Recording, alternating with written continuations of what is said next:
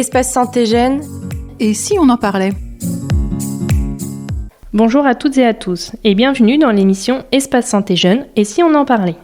Animée par les membres de l'équipe de l'Espace Santé Jeune Accueil Écoute Jeune d'Indre-et-Loire, cette émission a pour objectif d'aborder diverses thématiques de santé. Je suis Marjorie Drouot, accueillante psychologue, accompagnée aujourd'hui de Marie Massia, accueillante psychologue à l'Espace Santé Jeune sur Tours et Amboise. Bonjour Marie. Bonjour Marjorie. Dans l'émission d'aujourd'hui, nous allons aborder le thème du processus d'autonomisation à l'adolescence. Dans cette émission, nous tenterons de vous apporter des informations et des outils dont vous pourrez être amené à avoir besoin.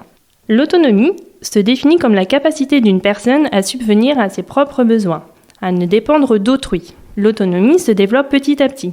Tout au long de sa vie, le jeune acquiert des compétences qui lui permettent progressivement d'être de plus en plus autonome. À l'adolescence, ce processus devient de plus en plus important, n'est-ce pas Marie ? Oui, tout à fait. Effectivement, l'autonomie, en fait, c'est un processus. C'est-à-dire que c'est pas du jour au lendemain où un enfant devient adulte et devient autonome et capable de subvenir lui-même à ses propres besoins. Ça se fait étape par étape. Et du coup, effectivement, c'est à la fois le fait d'avoir des ressources suffisantes de différentes sortes pour subvenir à ses propres besoins à soi, sans soutien financier, matériel, des parents notamment, mais aussi effectivement de pouvoir agir par soi-même, décider par soi-même, ses réflexions, en faire des actes. Et voilà. Mais du coup, pour avoir cette capacité d'autonomie, on va dire, ça se construit par le processus d'autonomisation et ça se construit étape par étape. Effectivement, pour être capable de pouvoir agir par soi-même, il faut être capable de se connaître, il faut être capable d'avoir confiance en soi, il faut être capable d'avoir une bonne estime de soi. Et du coup, ça se construit toute la vie, dès la petite enfance en fait. Après, l'autonomie, ça marque la fin de l'adolescence, mais dès la petite enfance, par des étapes, l'enfant devient de plus en plus autonome. Et notamment à l'adolescence, on a aussi ces rites de passage qui peuvent aussi marquer l'autonomie, qui sont plus ou moins codifiés et différents selon les cultures. On peut avoir notamment le passage du bac, le permis de conduire, l'accès à un logement, puis après à l'emploi. Et comme tu disais, Marie, pour y parvenir, l'enfant a aussi besoin autour de lui de personnes bienveillantes qui vont l'accompagner dans cette quête d'autonomie. Et cette autonomie, elle touche les habiletés physiques, la pensée, l'acquisition de nombreuses connaissances, l'interaction avec les autres et la gestion des émotions. Oui, juste si on prend un petit exemple, même dans la petite enfance, on va voir que l'enfant, quand il rentre à la crèche ou même quand il rentre à la maternelle, il va avoir besoin, forcément il va développer des capacités d'autonomie, il va développer ses propres ressources petit à petit. Et tu parlais d'entourage bienveillant, il a besoin aussi que effectivement les personnes autour de lui, son environnement, donc à plus forte raison ses parents dans un premier lieu, ou en tout cas les figures parentales, soient valorisantes et lui laissent la place en fait d'expérimenter par lui-même pour construire ses propres ressources. Ce qui est intéressant de remarquer, c'est qu'effectivement dans les étapes qui permettent à l'enfant de devenir de plus en plus autonome, donc tu as parlé effectivement des rites de passage à la fin de l'adolescence, mais même les rentrées scolaires ou le fait d'aller faire un sport, un loisir extrascolaire pour la première fois, toutes ces étapes, elles impliquent de l'autonomisation pour l'enfant et elles impliquent une séparation plus ou moins forte avec les parents. Et donc le parent, il doit être en capacité, alors on sait que c'est difficile parfois de se séparer de son enfant quand il y a la première rentrée, etc. Mais il doit être en capacité de valoriser l'enfant, de le questionner, de le laisser expérimenter seul et de ne pas faire à sa place. On voit même pour les petits-enfants, parfois, les parents ont du mal à laisser les enfants mettre leur manteau tout seuls parce qu'on est pressé, parce qu'il faut aller vite, etc. Et à l'adolescence ou avant l'adolescence, c'est pareil en fait. Oui, et rassurez-vous, alors à l'adolescence notamment, contrairement à ce qu'ils peuvent parfois laisser à vous faire entendre ou à vous montrer, votre adolescent a toujours besoin de vous et peut-être même plus que jamais, mais différemment en fait. Ouais, il y a une grande ambivalence des ados qui ont envie effectivement de vivre les choses par eux-mêmes et de sortir, d'expérimenter, de s'expérimenter face aux autres, parce que on sort un petit peu de l'environnement familial, on a besoin de voir qui on est, ce qu'on donne à voir aux autres, et ça c'est super important de valoriser cette autonomie-là et ces expériences-là, d'autant plus ces dernières années avec les périodes très anxiogènes, de confinement, etc., où les ados, parfois, ils ont trouvé d'autres moyens, on en a parlé dans d'autres émissions, ils ont pu expérimenter le lien aux autres, de l'autonomie via les écrans ou les réseaux sociaux, par exemple. Mais toujours est-il que l'adolescent, il ressent quand même encore un fort besoin de ses parents, qui des fois est pas évident à vivre pour lui, et qui des fois fait que il va un petit peu nier ça ou dire que voilà, qu'il est grand, qu'il a pas besoin de ses parents, mais c'est faux parce qu'il a besoin d'être, comme on l'a dit, valorisé, d'être écouté, de s'appuyer aussi souvent sur l'expérience, sur les réflexions de ses parents pour avancer et pour comprendre qui il est, de ses parents et de lieux tiers aussi, comme ça peut être les amis, ça peut être la famille, ça peut être des lieux complètement tiers, vraiment en dehors de son cercle habituel. Lorsqu'il va voir, par exemple, des professionnels ou même l'espace santé jeune, on est quand même un lieu tiers où les adolescents peuvent s'exprimer et s'expérimenter un petit peu en dehors du regard familial et amical habituel.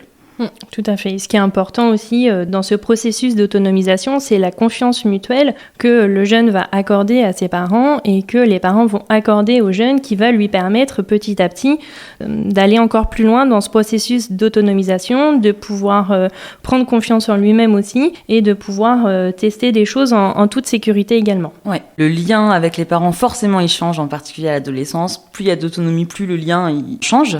Après, on sait ce qui est difficile aussi souvent pour certains parents ou certaines familles ou certains jeunes, c'est que, alors on a parlé des rituels un petit peu, des rites de passage comme le bac, le permis, l'obtention d'un boulot, la mise en couple, ce genre de choses. On sait qu'aujourd'hui, tous ces moments-là formateurs et je sais pas si ça se dit autonomisants, ils n'arrivent pas forcément en même temps. Et puis il peut même y avoir des moments où il y a un retour en arrière, entre guillemets, qui est transitoire. On sait qu'il y a un certain nombre de jeunes adultes qui vont, suite à une rupture, suite à la perte d'un boulot ou quoi, retourner vivre chez leurs parents alors qu'ils avaient pris leur autonomie et qu'ils vivaient plus dans le domicile parental. Donc le lien, il est convoqué dans cette dimension-là, peut-être pas toute la vie, mais en tout cas à plein de moments différents, et il faut savoir supporter ça et préserver un lien. Donc du coup, une fois qu'on a tous ces éléments-là en tête, on voit bien que l'autonomie, non seulement c'est pas un processus qui est linéaire, c'est pas un point A, un point B, et ça se fait pas simplement, ça se fait avec des allers-retours, avec des doutes, avec une ambivalence et un besoin quand même d'être étayé et soutenu par les autres. Non seulement ça se fait pas de manière linéaire, mais ça se fait avec donc des séparations, des prises de distance. Et cette autonomie, ces prises de distance, elles vont se vivre différemment en fonction forcément du lien avec la famille et puis même de la culture. On sait qu'il y a des cultures où c'est complètement souhaitable que l'enfant aille, une fois qu'il a un boulot, aille vivre seul et construire sa vie à part. On sait qu'il y a des cultures où ça va être plutôt au moment du mariage, où du coup l'enfant va aller vivre, le jeune va aller vivre chez les beaux-parents et va pas vivre tout seul. C'est pas accepté pareil, c'est pas prévu pareil.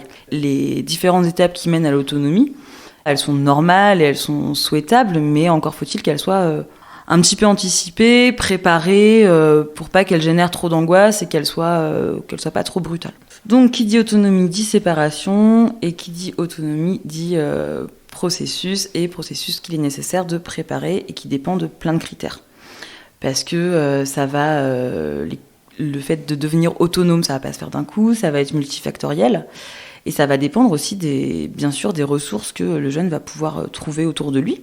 Ça va dépendre des modèles sur lesquels il va pouvoir s'appuyer, on en a déjà parlé tout à l'heure, de la qualité de l'environnement qui va lui permettre de développer des ressources pour répondre à ses besoins, pour être sûr de lui, pour aller demander de l'aide ou demander un conseil ou quoi lorsqu'il en a besoin. Parce que bien sûr qu'être autonome, ça ne veut pas dire être seul et ne plus avoir besoin des autres.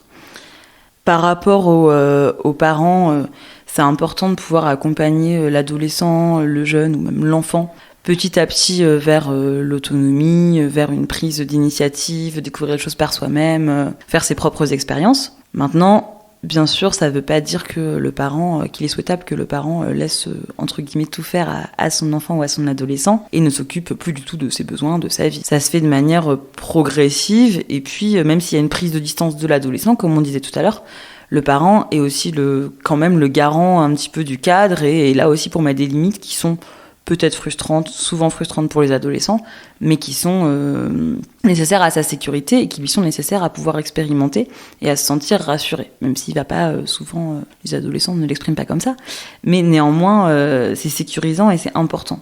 Lorsqu'il y a des prises de risque, par exemple, c'est intéressant soit d'en parler avec son adolescent, soit de prise de risque ou autre, mais soit de donner les ressources vers lesquelles il peut se tourner, comme l'espace santé jeune, comme en parler à des adultes, je sais pas, au lycée, différentes structures ou même des structures de soins si on voit qu'il y a besoin. Et c'est important de pouvoir donner aux adolescents les ressources et qu'ils soient au courant de ce qui existe. Et ça, c'est pas que le rôle des parents, c'est aussi le rôle des structures, et notamment des structures de prévention. C'est aussi une des raisons pour lesquelles on fait cette émission d'ailleurs. Enfin, le dernier point à aborder, c'est la mise en place des différents droits qui participent chez le jeune à ce processus d'autonomisation. Et ça sera un sujet qui sera abordé dans une prochaine émission. Cette émission se termine, merci de nous avoir écoutés. On se retrouve prochainement pour une émission. N'hésitez pas à nous faire part des thématiques de santé que vous souhaiteriez que l'on aborde sur la page Facebook Espace Santé Jeune, point accueil écoute jeune 37 ou sur notre page Instagram Espace Santé Jeune PAEJ 37. Vous pouvez également réécouter cette émission en podcast sur le site www.radioactivefm.fr. À bientôt!